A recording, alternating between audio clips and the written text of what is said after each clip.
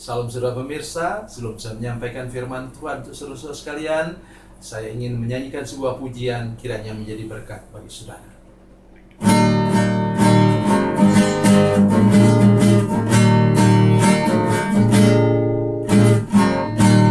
Terdengar sayup-sayup senandung merdu,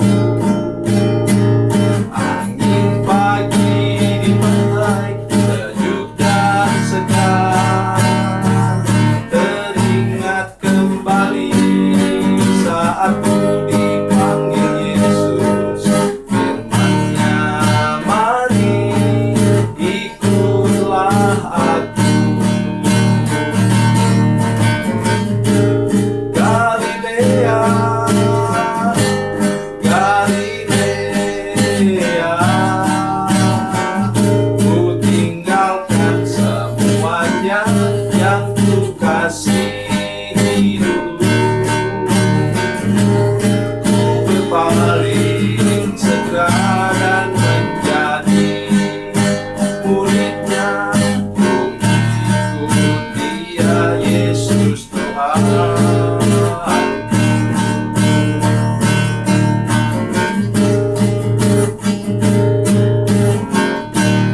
Betapa mulia mengikuti jejaknya,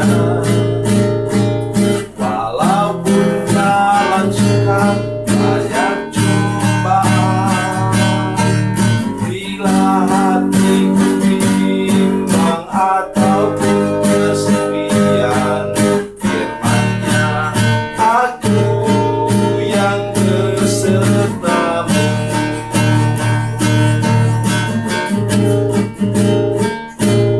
Galilea, Galilea, ku tinggalkan semuanya yang ku kasihi dulu. Ku berpaling segera dan menjadi muridnya. Ku ikut Dia, Yesus Tuhan.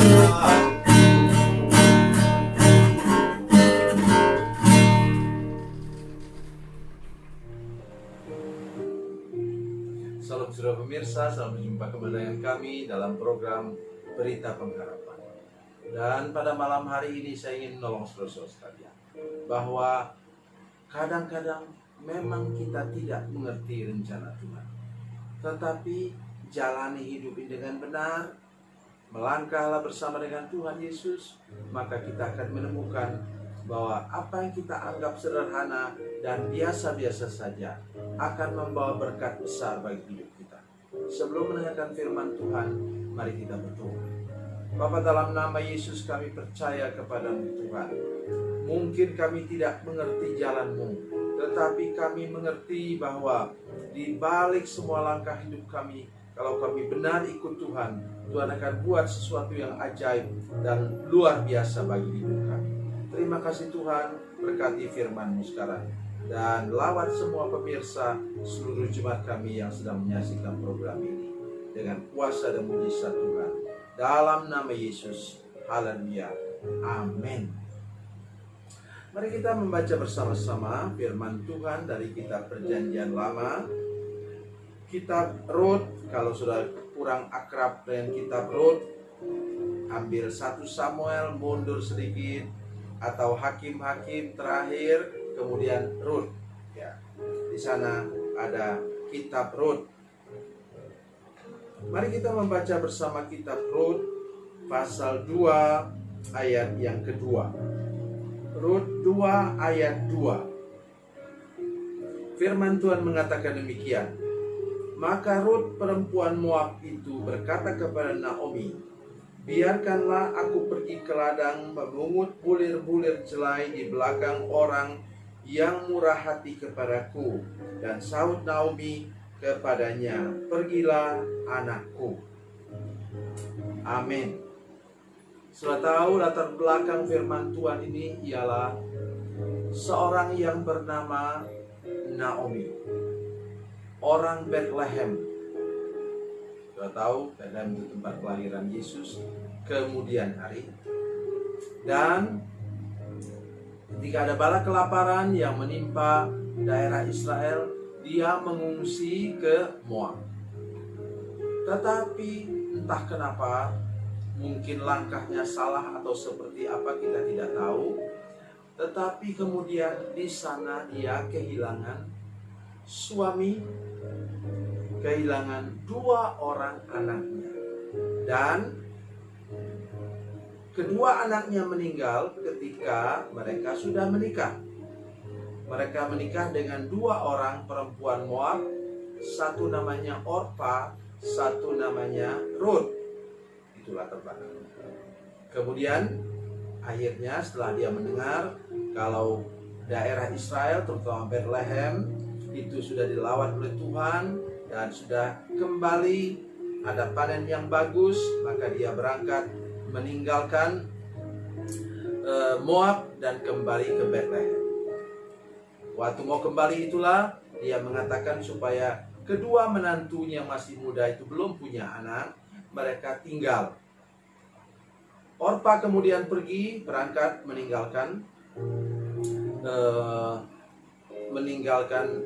dia berangkat kepada keluarganya meninggalkan Naomi, dan kemudian Ruth tidak mau, dia ikut terus sampai keluar kata-kata Allahmu adalah Allahku. Artinya dia punya iman dalam pergaulan dengan mertuanya, dan kemudian dia ikut kembali ke Bethlehem, ke tanah perjanjian. Saudara sekalian, tibalah kita pada ayat ini tadi. Coba saudara perhatikan. Ini sesuatu yang normal dan biasa. Mereka perlu makan. Naomi sudah tua, mertuanya itu. Maka dia menawarkan diri. Maka Ruth perempuan Moab itu berkata kepada Naomi, biarkanlah aku pergi ke ladang memungut bulir-bulir jelai di belakang orang yang murah hati kepadaku. Dan sahut Naomi kepadanya, pergilah anakku. Bapak Ibu saudara sekalian, kalau saudara bersama dengan Tuhan, tolong perhatikan baik-baik. Tidak ada langkah kecil, tidak ada langkah sederhana dalam hidup saudara. Pokoknya saudara pergi keluar, saudara berdoa, minta anugerah Tuhan. Saya tidak peduli Bapak pekerjaan saudara sekalian, yang penting halal. Maksudnya apa? Mungkin saudara menjadi pemulung. Ya. Ketika saudara berangkat, saudara berdoa, minta anugerah Tuhan supaya saudara dipertemukan dengan barang-barang baik yang dapat saudara laku dan saudara jual. Ya. Jadi inilah yang menurut saya perlu sungguh dipahami oleh banyak orang di zaman modern ini. Kita sedang ditawarkan ya, sukses. Sekarang orang tidak suka lagi istilah berjuta-juta, tapi orang suka sekali dengan istilah bermiliar-miliar. Bagaimana dong dengan saudara-saudara kita di kampung, di hutan sana, yang berladang, yang menyadap karet, yang menanam merica misalnya? Bisakah berharap sesuatu yang hitungan MM? Tetapi saya menyaksikan kepada saudara-saudara sekalian, melalui kesempatan video streaming ini, melalui firman Tuhan ini, saya bertemu dengan mereka di hutan sana yang mampu menyekolahkan anaknya rata-rata sampai sarjana, bahkan menyekolahkan anaknya keluar Kalimantan Barat. Saudara masih dengar saya? Saya harap orang-orang itu sekarang menyaksikan program ini. Jadi apapun pekerjaan saudara, sudah harus sungguh-sungguh berdoa, penuh penyerahan kepada Tuhan, bahwa Tuhan memberi jalan kepada saudara untuk berhasil, untuk sukses lewat jalur ini. ketika saya masih anak-anak, saya memancing ikan. Ayah saya mengatakan begini, nanti satu kali kelak kamu akan pergi ke danau. Di tempat kami di Kalimantan Barat ada danau namanya, yang terkenal Danau Sentarum. Itu danau yang sudah dijadikan cagar alam. Di dekatnya ada banyak danau lain, ya, yang danaunya luas-luas, dan di situ gudangnya ikan, saudara sekalian. Saya waktu SMA sudah sempat pergi ke sana. Waktu mula-mula waktu saya masih kecil, saya ketawain ayah saya. Ayah saya orang yang sangat berpengalaman pergi kemana-mana. Dia bilang, Samuel, kamu bisa kaya hanya dengan kulit kaki. Saya bilang, Bapak ini bergurau ya? Enggak, benar saya bilang. Setelah saya dewasa, setelah saya SMA, kemudian baru saya mengerti bahwa apa yang ayah saya katakan itu benar. Ambil kulit tumit. Saudara pemirsa, saya harap bahwa ada menantu saya yang menyaksikan program ini, biar mereka ketawa di sana mendengar cerita ini.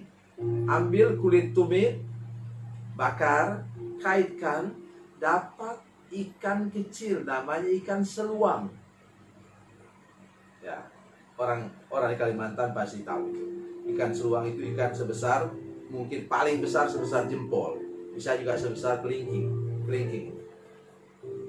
Dan saudara sekalian, kemudian dapat ikan seluang, ambil pancing yang lebih besar, kaitkan hidup-hidup itu,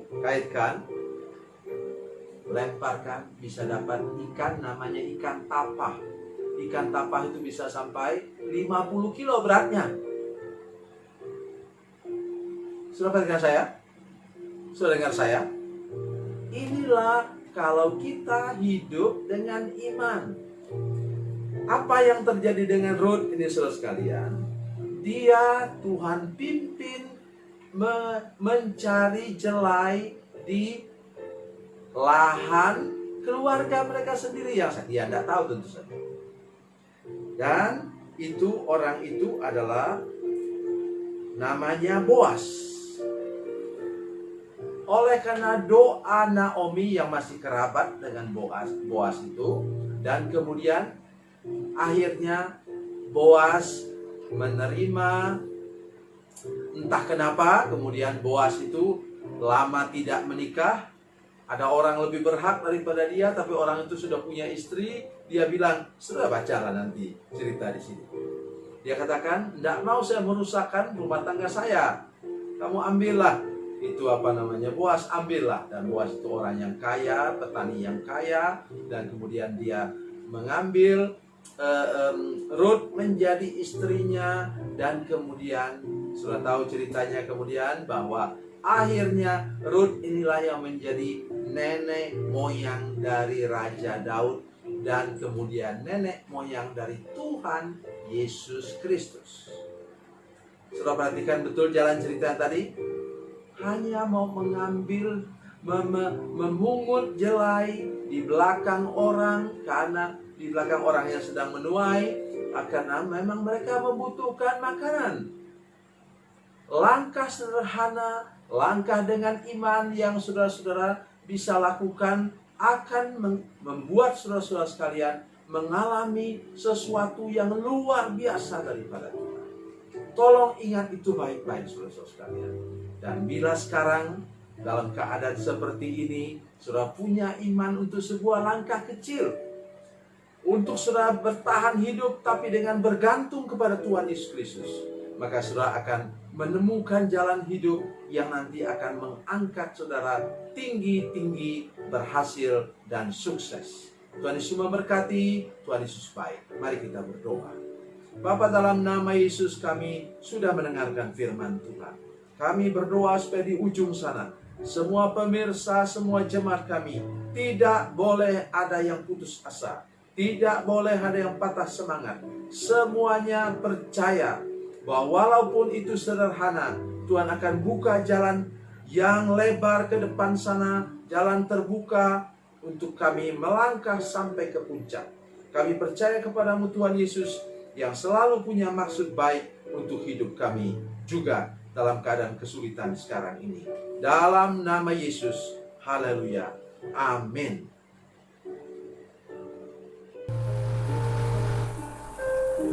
Bila Anda memerlukan dukungan doa kami, atau bila Anda punya masalah yang ingin didoakan, silakan menghubungi nomor telepon kami 0812 7661 1125. Dan bagi Anda yang berada di luar negeri, silakan menghubungi +62 812 7661 1125. Tuhan Yesus memberkati, Tuhan Yesus baik.